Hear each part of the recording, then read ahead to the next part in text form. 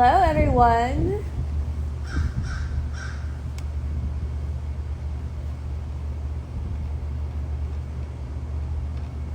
So I wanted to come through this, spend some time to share some love, to spread some good energy with you guys in these right now moments. I hope everyone is doing absolutely amazing. So I was, of course, reading some knowledge, some wisdom from Lord Buddha, right? And something that came to mind that I wanted to share with you guys. Mind is the master power that molds and makes, and man is mine, and evermore he takes. So I was literally just thinking, of course by now everyone knows that our mind is the most powerful tool that we have on this planet, in this world, right?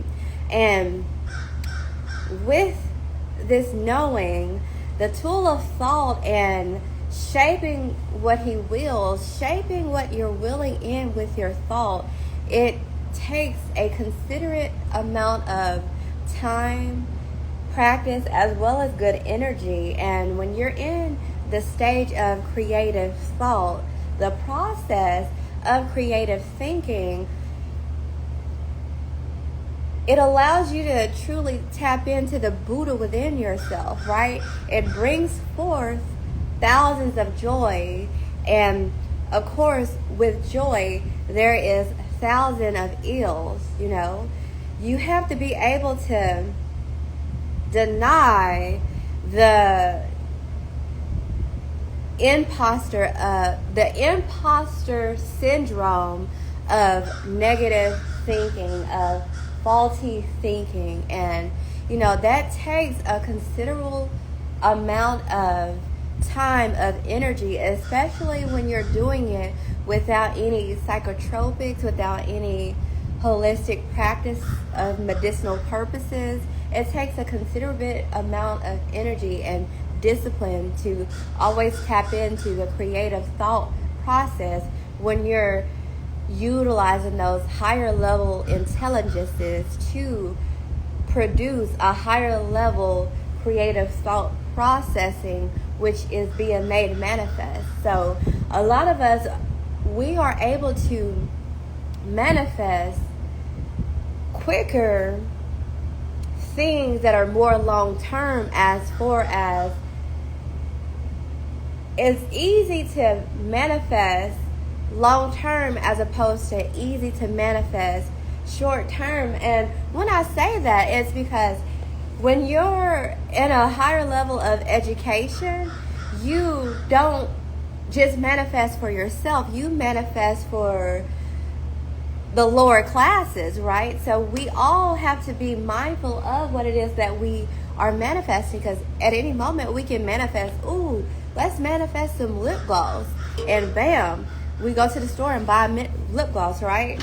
But when you're wanting to manifest for the higher good, especially the higher good of self, you have to remove any people, place, or thing that does not allow you to tap into that creative process of manifesting for the greater good. Because you have people and places that think like, well, maybe you need to manifest for yourself.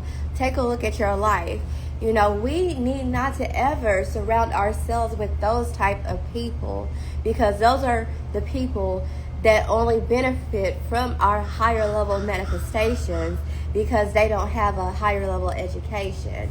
And he thinks in secret, it comes to pass. So when you're at a mastery level of thinking, environment is but a looking glass. So where am I in the creative process in the environment? Why is the environment not matching what it is that my higher level intelligences are pulling in? A lot of people experience creative block, and I tell them all the time, it's not you as the creator, it's you around certain people, places, and things that don't like that you are a higher level creator. So we build our future thought by thought, whether good or bad or no in the not.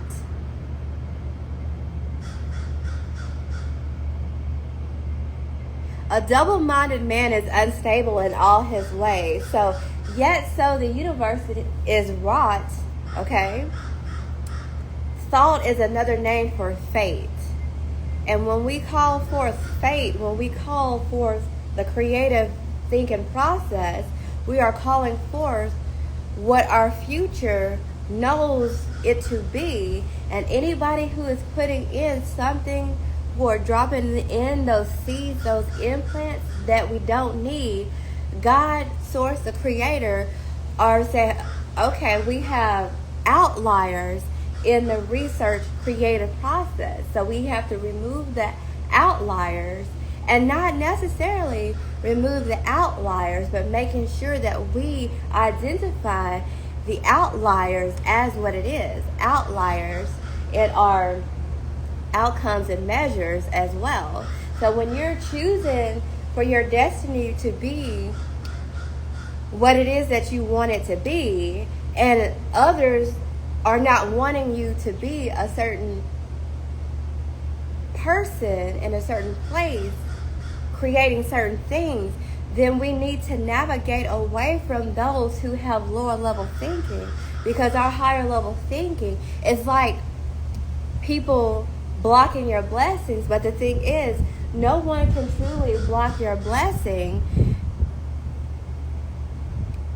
When I say for love brings love, love is an action. So if you are in the action phase of the creative process, you have to be in the energy of passion, because passion is what sparks the action, and hate brings hate. So when you're in an energy of hate and you're normally in an energy of passion, then you have to take a look at what's around you and say, okay, what is this negative energy? What is this hateful energy? What is this jealous energy? What is this envy energy? You have to know and understand that that is never who you are, but it's an energy being projected upon you.